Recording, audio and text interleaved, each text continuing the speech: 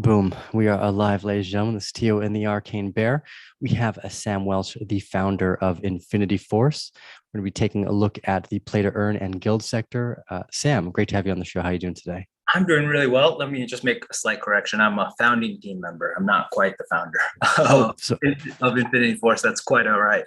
But I'm doing well. And I just want to give you a thank you. I feel kind of stupid because I just found your YouTube channel probably a month ago. And I think you do an awesome job just in terms of like your philosophical and educational approach to blockchain and everything. So I've been kind of diving into your videos lately. Just oh, thank you. I really super happy appreciate to that. be on board. I was like, wow, I woke up this morning, was like, this is gonna be fun. So Yeah, let's awesome. go. I'm glad you feel that way. We love having conversations with interesting people, so I'm excited for this one. Sam, let's start by telling us about Infinity Force. Yeah, of course. Well, Infinity Force is, let me take a step back, actually, a few steps back. I can tell you that it is a cross-chain management infrastructure supporting, the growth engine supporting the entire GameFi and PD ecosystem. But before we like really dive into that, I think we should kind of have a conversation about, the genesis sort of Web3 of GameFi and the problems and sort of what we're trying to solve. Okay, let's do it. I don't want to, just say what we're doing. All right. So in my view, you have traditional gaming, right? That started in I don't know, the 1800s, so at some point. And through that you have gamers who spend, $50 on a game. They enjoy it, they may not enjoy it. But there's something that drew people to gaming in general. And then you take, the advent of iPhone, right? And so mobile game developers started developing games, and I think that was awesome. But there's a bit of a predatory model there. Like in some instances, I won't say everyone developed a mobile game had a predatory business model, but you sort of get people addicted to the game that they're already addicted to, and then force them to, like, through microtransactions or holding out back, gated content. And even with PC gaming, with like DLCs, everyone is kind of in uproar about that. So enter really this booming industry, but which GameFi is now, which is poised to disrupt a $200 billion gaming industry, which expected to be like 300 billion by 2025 or so. And you have all these. You have Axie Infinity, for instance, came out what, 2018. And for players, there's a really high cost of, like, entry. Like, the barriers to entry are tough. Several months ago, they were probably upwards of $1,000 to even gain access to the game. And so what emerged essentially out of that are these guilds, right, where they lend out through scholarships NFTs to access these games and play. And through that, there's the revenue share.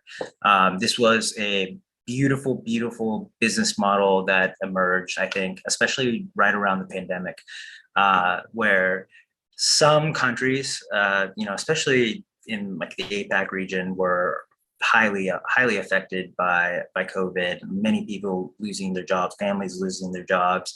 And then you have all these kids and teenagers or 20-year-olds playing video games and making more income than their families were already. And they're able to provide for their families, attend schools, go abroad, send money back.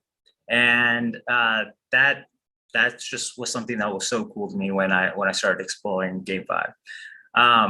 But then, of course, with everything that's good comes certain drawbacks. So guild management, and we at Infinity Force know this from experience because we have an internal guild that we started, and for a number of reasons, right?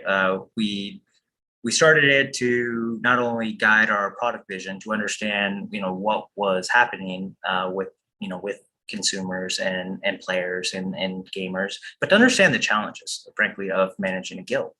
And if you haven't done it, like, let me tell you, it is a highly manual process, and people are going about it in very different ways, different manners. There's spreadsheets, there's napkins, there's holding it all up in your head. The difficulty, like the lack of structure around payment processing, on onboarding players, embedding them, to performance monitoring, all of this, is highly manual. So that's where we come in. So we aren't a game. We're not a guild.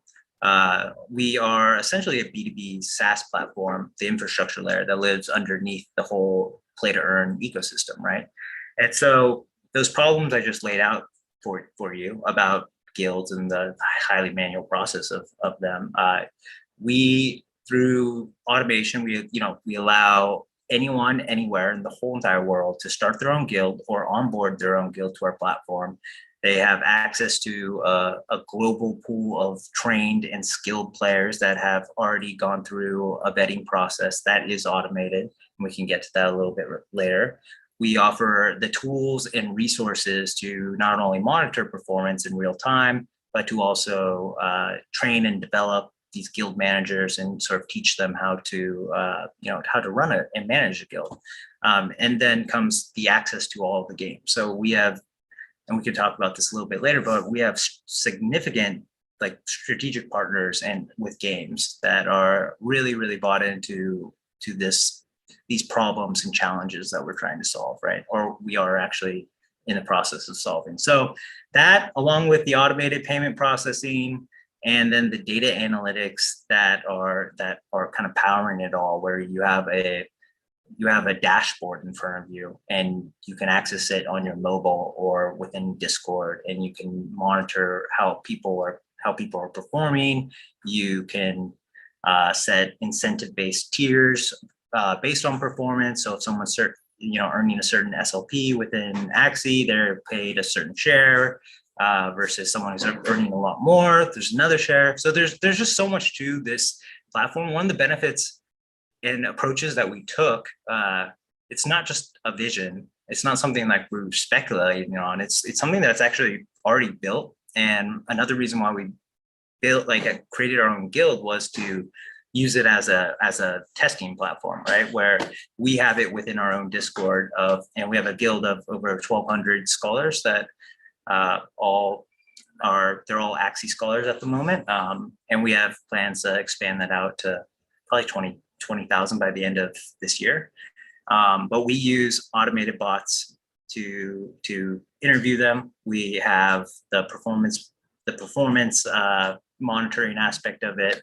Like everything that I just laid out as solutions is happening within our guild, and of course, product isn't ready to be released to the public yet because there are a certain number of features that we're still ideating on and concepting, and so we're just really excited because it's going to go hand in hand with a lot of the games that are launching now in 2022 in probably in Q2, Q3 of this year. So really pumped, and I'm excited to be in this space. Yeah, it was very surprising to me, and one of the things I think that people don't necessarily recognize too is it's not just I don't think about just the guilds, but these are also on-ramps to financial services. Yeah. The idea that people in the Philippines are earning wages and revenues, you're talking about revenue share. Well, how far off until you have other DeFi aspects plugged into these guilds, et cetera. Can you tell us a little bit about the Infinity Force team and who else you're working with as well? Yeah, of course. So our team is made up, so we're decentralized. I lead marketing here, and luckily I have so we have industry experts across investment banking, across traditional gaming, obviously marketing at blockchain related companies in the past, and we are kind of sourced all over the place. So our other co-founders are in Hong Kong, they're in Singapore, and then we have some employees in Australia and of course the Philippines as well. But luckily I needed the support to hire in the United States, and I'm blessed to have a team here because it's 5:30 p.m. in San Francisco, and it's about my second day within a day, just because of the time zone change. But I don't care because this is so much fun. It's the only job I've ever had in. And by the way, anyone who's watching, I was born in the '80s, so I may not look like it, but it's the only job I've ever had where I've worked so much, but also been so excited about what we're doing and what we're hoping to accomplish. This was kind of a fascinating one for me. A few months ago, someone called us up being like, hey, do you want to start a Axie guild? And we were focused mostly on layer one solutions like Solana and Avalanche for throughout 2020 and 2021. It was until later around May 2021 where I really started to see the play to earn sector and kind of understand it for what it was, because it was well beyond my grasp, I guess, for a little bit there.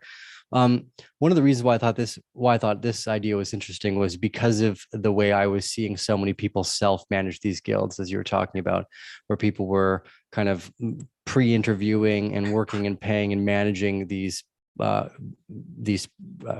guess community members and players the same way you would almost a regular employee. So Mhm. can you tell us how Infinity Force differs this way in comparison with some of the other kind of guilds that are out there? Well, so one reason is not only like we take all that overhead kind of off the table for these guild managers, right? They come onto our platform, even if they don't have a guild, they can they will just decide on, this is how much I want to allocate, this is the game I want to choose. One thing I do want to mention is that our platform is chain agnostic, so it's cross chain, and so we can support any chain or any game built on any chain, and so it's differentiated in that way, and just the ease and the simplicity of it, right? Where there are probably plenty of people who want to become guild managers, and then there's the whole Western part of the world who doesn't even understand play to earn games, who hopefully will eventually and become these essentially investors that don't even really have to pay super close attention to their team that they've built and use it as a passive income source, right? But then at the same time, you have these players who are on our platform using our service that are also benefiting from it. So it's like this wonderful ecosystem that is like, the reason why we're excited is because it's poised to just grow and explode, and we're going to be a part of it. And yeah, so I hope that answered that question. Yeah. One of my thoughts here is around custodial ownership of, let's say, the NFTs or the in-game assets. When you're dealing with so many chains, what does the custodial ownership of assets look like? Say I've got a bunch of Axies and I want to participate. What does this look like? Yeah. So, well, first off, we have a sort of a treasury of NFTs. Like for each game, the mechanics differ. The barrier to entry, the entry fees essentially differ based on the NFTs. And so we're really we scrutinize or are very, very deliberate in choosing the type of games that we're going to be working with. And so like I said, if you have a guild and you already have existing scholars, you can onboard them on with your own NFTs with those, right? But if you don't, you can essentially purchase them outright from us, and those appreciate in value, right? And the ones that we're holding on to as we're bringing on, as we're expanding, that are we've already purchased, they're also appreciating in value. And so that's kind of the notion behind the governance of it. Whereas we won't have control once we give it to the guild managers. They'll have autonomy over it. And how does the kind of the tokenomics inside of Infinity Force work together as well? Like, what's the upside of the token in comparison with the internal assets that are taking place, or the transactions that are going on? Yeah, so I mean, the platform will take a management fee, like a pretty small percentage of pretty much everything that takes place on the platform. So especially when it comes to the payment processing, but the token itself which is yet to launch. We have yet to do our IDO, but it's coming soon. I guess I can say. I won't give a definitive date. It because of the transactions being processed and like the fees that are collected from the management of the guilds, that creates value of the DAO and the token itself. And then the NFTs that we hold, as they're appreciating, that will also create more, creating more value for the DAO. And then our internal guild is essentially a yield generator for the Infinity Force, right? And then owning tokens for these guild managers gives access. We don't have gated features, but we do have what will come is like holding the tokens will allow for access to like really sophisticated trainers within these games themselves. So like, imagine yourself playing a game, like you already have access to the tools and resources and like the materials, but you want like a world-renowned Axie player to come in and teach your team how to, you know, be the most efficient or be the best. And so that's another benefit of it. And then of course the DAO aspect. So the token holders, you know, they allow to like owners to vote on the future direction of the platform itself. We will be implementing these what we call sub DAOs essentially, because each game and each game mechanic, right, is going to be highly different. So a voting process on the direction of the platform and how it interacts with each game, that will be another portion of it. So that I think covers a lot of the tokenomics. Need to go back to the white paper I wrote, but yeah, let me know if you have any more.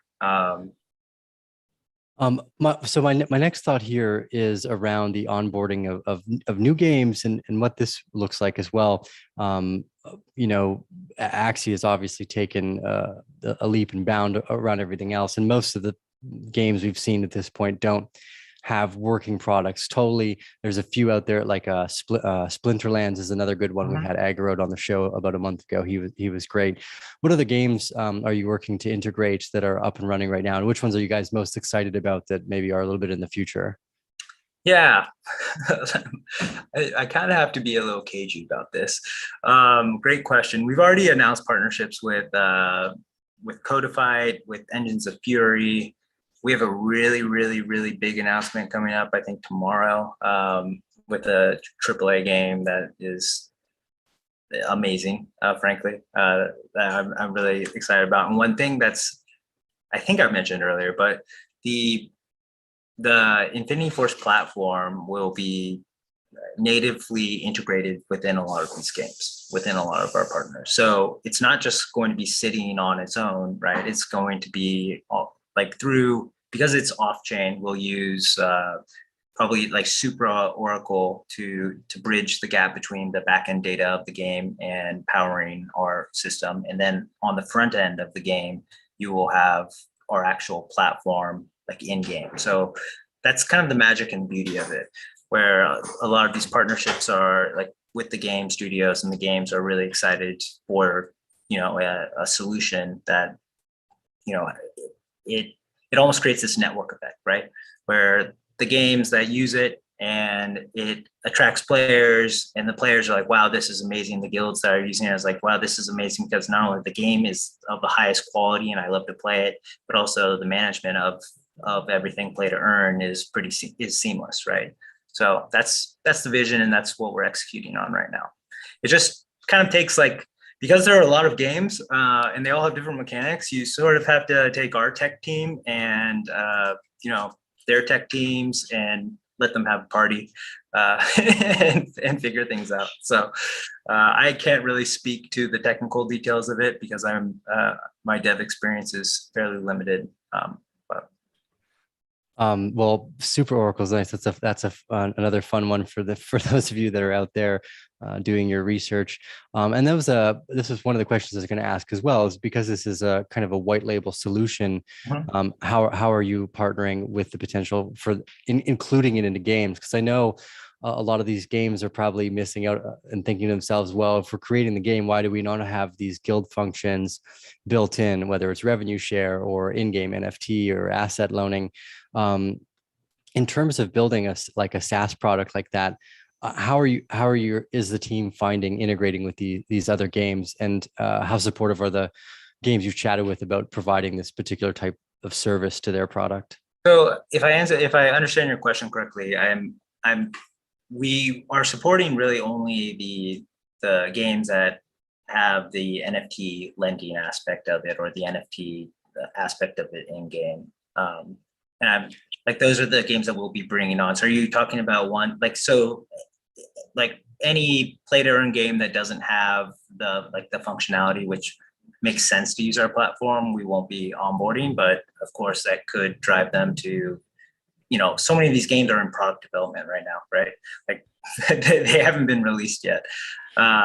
So we're just waiting. We're watching and waiting, and we're vetting certain partners that want to get on board. But in the meantime, we're getting to work with a lot of the games and game studios. Of course, we're like one of our lead investors. Actually, our lead investor for our seed round was Animoca Brands, and so a lot of they're pumping out a lot of titles, and now you see the space kind of starting to blow up. You saw like Microsoft's acquisition of Activision Blizzard, and I think there was an announcement yesterday that where Ubisoft was acquired or is partnering with Sandbox, I think. And so, that's where like all this excitement exists, where it's just these people are starting to realize that like this is kind of the future, and we're trying to be we're not even trying to be, we're going to be the infrastructure layer that supports it all.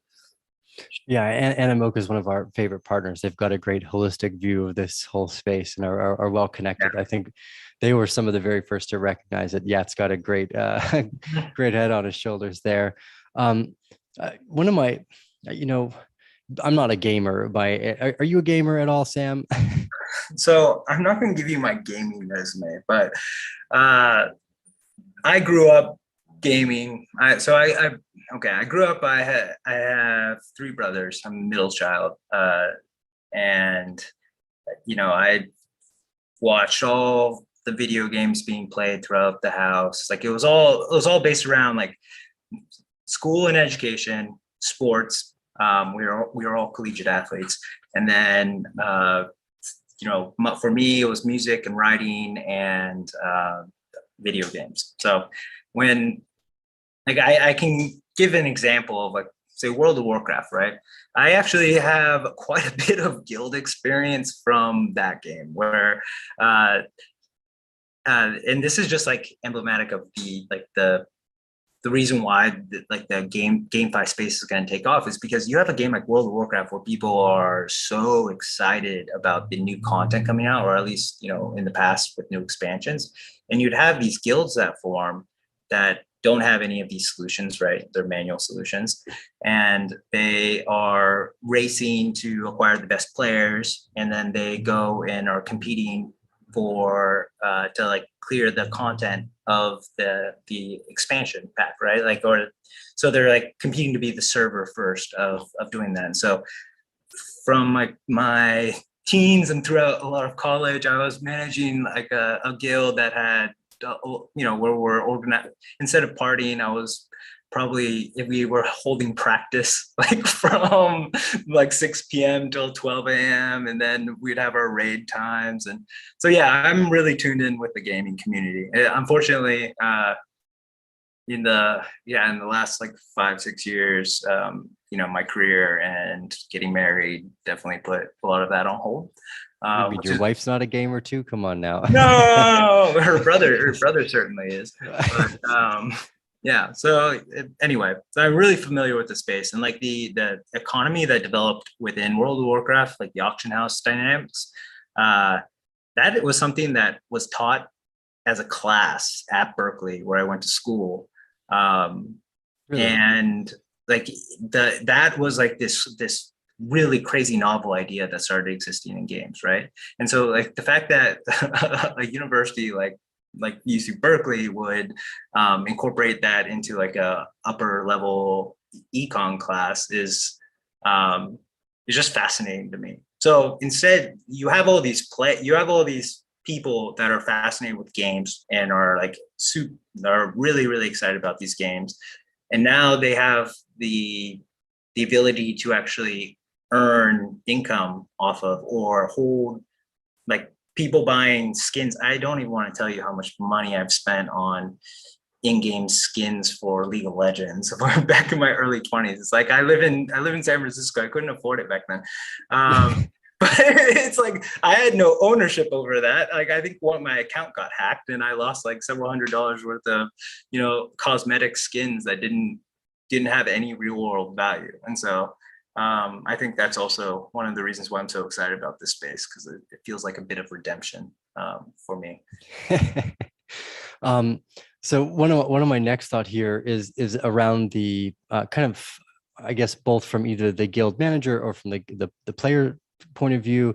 Let's say I'm a player. Am I getting paid out in Ethereum or SLP? Is it game dependent or is it in Infinity tokens? How Yes. are the Oh, sorry, I didn't mean to cut you off. No, it's okay. I'm sure you can understand the question. Yeah, yeah. I need to not do that. I'm sorry. You're the host here. You're leading the way. That's okay. I don't know where we're going anyway, Sam. We're just having fun. Okay, good. I'm having a lot of fun. So we do not pay out in Infinity tokens. Let's just be clear. That's not the utility of the Infinity Force token. For each game, it will be, the payout is obviously within the game's native currency, like SLP for Axie. And then, what happens is that payment gets put out, and then it can get transferred into like into a stable coin, and then people can transfer it over to a centralized exchange and pull out for cash, or they can utilize DeFi products to dump it into liquidity pools. And like there's so much that's where like the education piece comes in, and all these folks that are not familiar with the space, familiar with this revolution that's happening within finance and decentralized finance, they're all going to become aware. And that's what like one of our goals and missions is definitely to do. So yeah, we're noticing that a lot of people are actually even accepting SLP on ground in the Philippines as well. That they're actually more interested in the smooth love potion over the Filipino currency at that moment, which makes a lot of sense. And this is the thing I think a lot of people are probably underestimating about both the guild and the play to earn sector, is that this is I was always interested in what you brought up first here was a social impact use case of the technology itself, is why I originally invested in Bitcoin. I thought I was like, well, this is a great way to remove and give power back to the people who may have been kind of, let's say, on the fringes of society, those who don't have bank accounts or don't have identification. And one of the unique aspects here is if you're playing and you're earning, you have a direct on-ramp to financial services without needing identity. Your identity is proved through the gameplay effectively, even though it's not a direct identity of, like, let's say, who you are. This on-ramp to the next billion blockchain participants is really what I think that this space represents, and one of the reasons why we're so excited about it, not just for the gaming aspect, but again, an on-ramp to financial services. With the what is it? I guess let's look at, here's another way to ask the question. Like, what is the average player in Axie earning on a day-to-day basis right now? In terms of SLP or in terms of be an SLP? Yeah, it ranges from anywhere between 100 SLP to 200, like 180. It's based on the player's skill level, their MMR.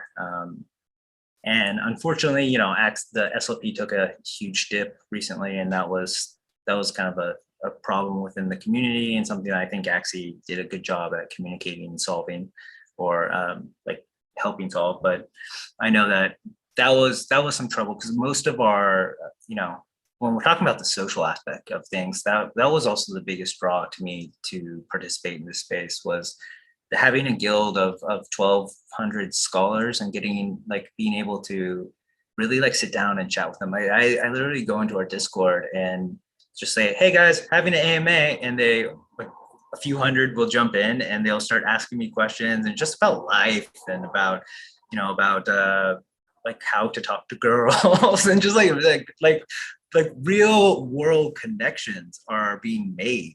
And it's beautiful. And so what I always found with gaming too is, and everyone makes fun of gamers who are, it's like, oh, you're online friends. It's like, you don't understand. There's a real relationship here.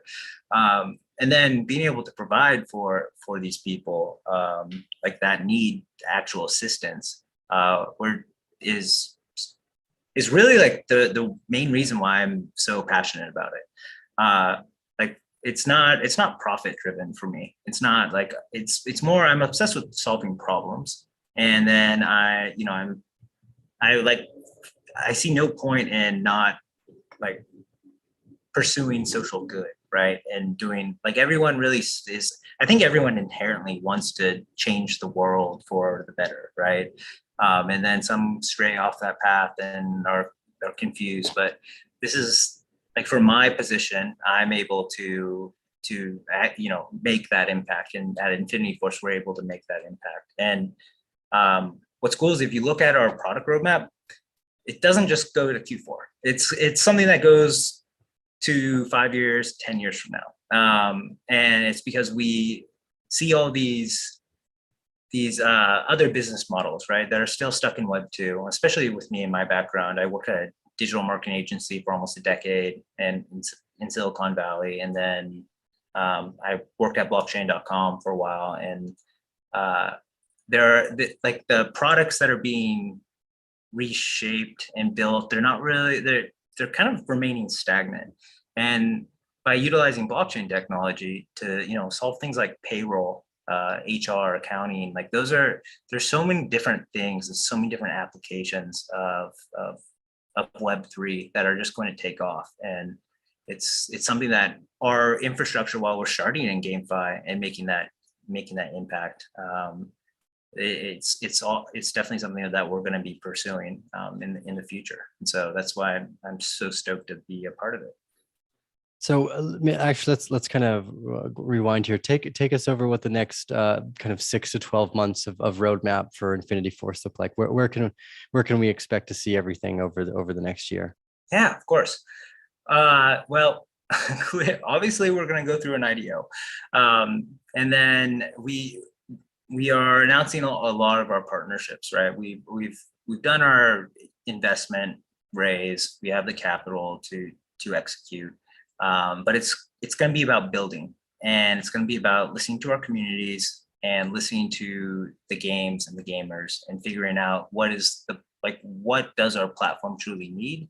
And then it's going to be about integrating with these games so that we can put out the best, most efficient product that takes all the weight off the shoulders of games and guilds. And like, frankly, like, time is money for it's true. And so all these people spending so much time on something that they no longer have to do can now, earn more, and especially when they're in need of earning more, right? And so that's definitely what our next 6 months is going to look like. It's just very, very heavy on the tech side. I already spoke to, like, we've deployed most of the core features of our product already within our own guild as a test bed, but we're going to be beta testing with some of the guild or some of the games and guilds that we are partnering with. And then from there, we'll have a full global launch. And that is tentative because there's always a moving target, but it's going to be aligned with a lot of the major games and their releases. So let's kind of take a broader perspective here. Tell us what are some of the things you think Axie did wrong, other games could improve on, or those that have come before you have kind of made some mistakes that you guys are really trying to improve on as well within this ecosystem. Within the play to earn ecosystem itself? Yeah. Yes. Gosh, that's a tough question, frankly, and thanks for asking it. I've never been live on YouTube before. Hi, YouTube. That's okay. Yeah, don't worry. Yeah. Everyone here is nice. No, that's good. Community better be nice, better treat me nicely. Yeah, so I think that, like, these problems could have been identified a lot sooner. And one of the key components, like, that keeps me up at night, right? Other than my excitement and or my existential crisis of coming on YouTube in a live interview, is really like the educational piece, like the I think there's missed opportunity in really teaching people about like what they're participating in. And I think people are starting to take notice of that. So it's not just about solving the problems of like guild management. It's really about the future and the future of the internet and allowing people to access new like financial freedom. And yeah, I feel like that's probably where a lot of people went wrong. And it was something that stressed me out so much when like working in the last few years, was because I had such a passion and draw towards cryptocurrency and blockchain. I've been in the field, I guess, since 2014. And the educational piece is tough, but I want to be optimistic, because this is where the cool aspect of everything, and what I'm starting to witness is that just due to like the nature of blockchain technology and Web3, you have people all over the world working on projects, working on like that are interested in doing this. You have people in college, people in high school, people like that wouldn't have access to, like really affecting change. And so I cannot predict what the future is going to hold for Web3, right? And that's so cool. Like what a cool moment in history for all of us to just be sitting here and, of course, working in it, but also witnessing what's next, and then taking those problems, or the problems they have, and helping solve them, right? Like it's like a cool ecosystem where people are highly supportive just due to the decentralized aspect of it, and the way that you can just cross borders and collaborate is also something that is I keep saying beautiful, but frankly I think it's beautiful. So yeah, there's something really interesting in these, because they're non-zero sum games. There's an incentive for people to help one another. It's one of the things that I like about building a community in general. We've got a private community of our own. We're not focused on games necessarily, but back to your point of trying to be able to tell the future is very difficult. If you told me I'd be an advisor to a video game like 10 years ago when I was studying psychedelics, I would have not believed you, because it just didn't make any sense and to what I was currently studying at that time. And this is always one of the difficult parts about trying to predict the future, is it's actually quite difficult to do that. You don't really know where we're going to be 5 or 10 years from now. But this incentive structure, and what's interesting about play to earn versus, as I've started to learn more about games, because well you were playing games, I was studying Indian music and learning how to play the clarinet, this type of thing. But it's that time invested into the practice that you didn't get to take with you that I think is so profound. Whereas with me, if I play the clarinet, I can then pick up the flute, or I can sing. I actually have that skill like I can take that kind of core aspect of what I've spent 1,000 or 10,000 hours doing and bring it with me. Whereas in the video game sector, you've been really limited to, okay, well, once I'm done with this game, how is the rest of this transposed into, let's say, other games or other parts of my interest in the gaming sector? So there's so much value here, especially when you have people investing these tens of thousands of hours. I didn't play a whole lot, but I definitely got to play a little bit of Final Fantasy when I was around 16 or 17. And I saw friends clock thousands of hours on that damn thing. So I know, that's why the parents, they're like, what is the value? But at the same time, I feel like I got a business education so I do want to say, like, I've been playing the flute since 3rd grade. I continue to play the flute. So I'm a woodwind instrumentalist myself. Nice.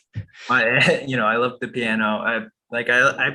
Anyway, out of all my brothers, they're all lawyers. And I chose, a more sensitive route, and did like to pursue my creative aspect. And so I love writing. That's kind of why I went into marketing, and the reason why I love video games is because they are problems. So like, it is problem solving. You have these developers that created games for the sake of solving them, however they may be. But I don't want to discount like certain games actually have real world value, and like just teaching people how to communicate with others and bridging the like, you take someone who's super shy, right? And has never really been in a community or is ostracized from a community. And then all of a sudden they're being welcomed into a community within a game. And this is what we're seeing in GameFi. Like this is what I see in our guild, like where people like I said, if I'm doing an AMA, someone will get up and they're like very, very, very nervous.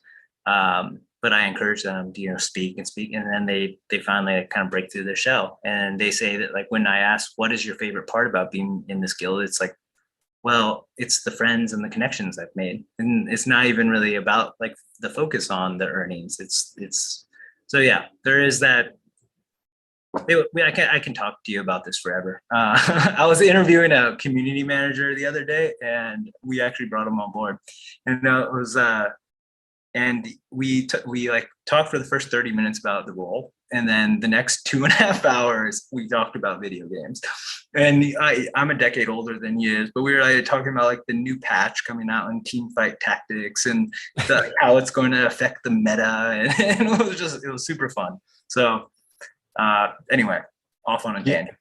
Yeah, I think the incentive structure here is different. Is another reason why I like this particular area as well, is that it's less contentious than say like I remember when we're big fans of Avalanche, and I still think Avalanche will have a few days more to shine, but there's more contention in more logical conversation sometimes, like in the world of the scientific discussion, people are very quick to tell you might be wrong instead of actually have an open discourse, where in the video game this sector is very open.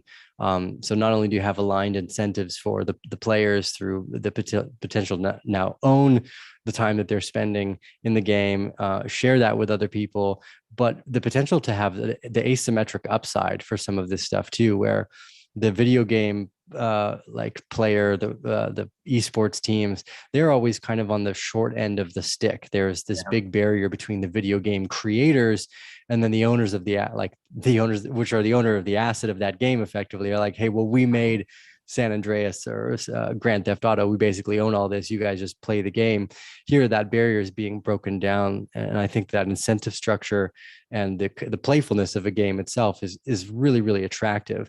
I think whatever gaming was in terms of its revenue over year, this is going to dwarf it, because again, for all the community members out there, not just games, but the on-ramp to financial services is unparalleled. There are billions of people around the world that don't necessarily have access to good banking or a way to have a bank account even. So this is a way for them to really start to learn how to participate as well. One of the things you brought up I wanted to ask about here kind of before we finish off is around the training. You had mentioned bringing on trainers into the guild ecosystem. What does it look like for someone who wants to participate, like teach, I guess, effectively? Well, that's one thing that we're actually sorting out with. We have our Infinity Academy, like already within our own Discord and our scholars. We have people that are like really, really like they're called mentors, right? And they'll go in and like spend an hour with a group of people explaining like the functionality of the game and how to play it, right? And so part of our platform will involve this Infinity Academy, which, because there are going to be so many games on the platform itself, we'll need experts across all of those various games. And that's where the partnerships come in, where they have these resources and these deep understandings of the gameplay and how to be successful in them, because ultimately it's beneficial to them to have players that are enjoying and understand how to play their game, right? And so partnering with them to create the right resources and have the training, and like that's something that we're very much encouraging people to do, like within these games. And then there's always like that social aspect where the social good, where people, and I kind of want to bring this back to like the way you brought up esports and everything, how like they, the players themselves are not really incentivized. But then you know, like Twitch.tv, when its inception, right? I thought that was like I'm an early Twitch adopter, and like there are some things that they did right and did wrong, but it's so like such a cool concept where people can like sit and watch their favorite like video game player for hours on end, and the video game player is incentivized by by the obviously the incomes that they're driving by playing the game, and then the community is incentivized by actually being able to interact with the player itself. It's like if I got to sit down with LeBron James and watch him shoot 3-pointers all day, and then he would be like, "Hey Sam, like how like what'd you think of that? Was that cool? Or let me teach you how I'm doing it." Anyway, so like that's the dream, that's the vision, and we already have streamers within our Discord that we have a streaming channel where we have people playing Axie that are live streaming that are all very, very good players. And so people will go in and watch them play, and there'll be discussions around it. And we hold podcasts and other informational things, but the platform is going to be much more robust. And incorporate all those components, because at the end of the day, we want everyone to be successful, because it just grows the ecosystem and expands it for like the access becomes open to everyone, right? So awesome. Well, Sam, I hear you're going to end today's episode off with some Ocarina. We'll go from there. some Ocarina of Time. No. Yes, is the Ocarina. That's the instrument Zelda plays, right? Yeah. Is it pronounced Ocarina or Ocarina? I don't know. You'll know better. I have no idea. I was hoping I would get it right. Yeah, no, that's I could do it if I had an N64 controller. Yes, Temple of Time song, please. Please. I do sing often to the Discord, and they always request it. I'm not a particularly good singer either, so it's okay, Sam. Well, let's leave this last bit here for some calls to action. All of the links for Infinity Force will be down below, whether it's their Twitter, their Discord. Make sure you're clicking on verified links every time you're participating in anything in this sector. Make sure you're triple checking to make sure you're getting those links properly on this website, on this YouTube channel. They are definitely correct, but in the future as well, if you're finding Infinity Force, make sure you're using the proper links. It's always something weird out there, just as a heads up. But any calls to action for the Bear family and everyone out there, Sam? Yeah, just I mean, be excited about the entire space. Obviously, and definitely follow it. Continue to follow it, because it's growing. And for us personally, like we're really, really happy to be involved and be very early in on it. And so I would encourage everyone to follow us on Twitter, which is just /Infinity Force _. We're still trying to get the Infinity Force the end to that, or join our Telegram, and I'm sure those links are available, and keep out on the lookout for some of our big announcements that are coming out, because they're pretty exciting, and they're going to introduce you to some really, really, really cool games. I have a little bit of insider knowledge, and I've seen some demos, and as a gamer myself, even though I don't have the time to play anymore, I would be like, oh, I want to do this. But yeah, that's what I would encourage everyone to do. Just keep your eye out. And if anyone wants to reach out to me, actually, I probably shouldn't give you my email address. In Discord. You can find Sam in Discord. Find me in Discord, but don't hit me up for a scholarship or any promotional stuff, because I'm I'm over that. I get 100 of them a day. Anyway. Awesome, well, this was so much fun. Thank you so much. Yeah, I had a pleasure as well. I appreciate it. Bear family, if you've made it through the whole hour, I appreciate your guys' support. Remember to give us those thumbs up if you enjoy this content. Leave your thoughts, your questions, or comments, as Sam pointed out as well. Jump onto their Twitter, follow their Discord. If you want to keep up to date with any of what they're doing and when they're doing it, this is the best place to do it. Don't follow me for that. I'm always a little bit slower than they are, obviously. So make sure you're following them on Twitter and Discord. And I appreciate you guys, Bear family. It's always a lot of fun to be able to have these conversations. And Sam, it was a treat tonight. I look forward to the next one. Bring the Ocarina next time. I want. Yeah, no, I will. We can definitely collab. Perfect. And riff on it. All right. Well, thank you, Bear family. It's nice to meet you. Thank you, Sam. I look forward to our next chat here. And